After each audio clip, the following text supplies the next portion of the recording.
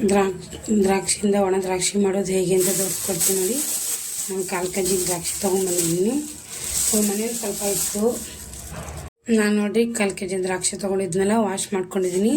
ಸ್ವಲ್ಪ ಹಣ್ಣಿರೋದೇ ತೊಗೊಳ್ಳಿ, ಹಣ್ಣಿರೋದು ತೊಗೊಂಡ್ರೆ ಚೆನ್ನಾಗಿ ಬರುತ್ತೆ ನೋಡಿ. ನಾನು ಇಡ್ಲಿ ಪಾತ್ರೆ ತೊಗೊಂಡಿದ್ದೀನಿ ನೋಡಿ. ನಾನು ಇಡ್ಲಿ ಪಾತ್ರೆಯಲ್ಲಿ ಈ ಥರ ಹಾಕಿದ್ದೀನಿ ನೋಡಿ. ಅಲ್ಲಿ ನೀರು ಕುದಿಯಕ್ಕೆ ಇಟ್ಟಿದ್ದೀನಿ.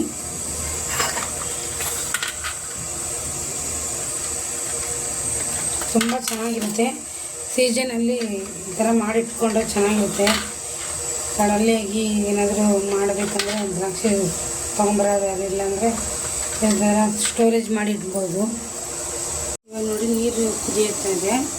ಇಂಜಿನ್ ನೀರು ಇಟ್ಕೊಂಬಿಡಿ. ಆನಂತರ ನಾನು ನೋಡಿ ಪಾತ್ರೆಯನ್ನು ಇಡ್ತಾಯಿದ್ದೀನಿ. ಒಂದು 20 ನಿಮಿಷ ಬಿಟ್ಬಿಡಿ. ಫೈನಲಾಗಿ ರೆಡಿ ಆಯಿತು ನೋಡಿ. ಸ್ವಲ್ಪ ಕಲರ್ ಚೇಂಜ್ ಆಗಬೇಕು, ಮುಂಚೆ ಅದಕ್ಕೆ ಸ್ವಲ್ಪ ಡಿಫ್ರೆಂಟ್ ಇದೆ. ಬನ್ನಿ ಬಿಸಿಲಿಗೆ ಒಣಗಿಬಿಟ್ಟು ಬರೋಣ.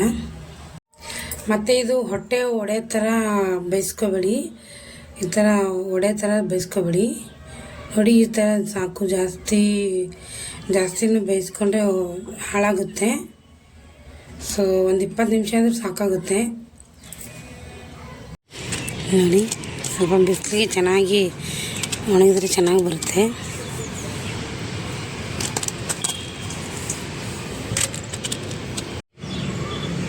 ಒಣಗಿಸಿದ್ದೀನಿ, ಒಣಗಿಸಾಕಿಟ್ಟಿದ್ದೀನಿ.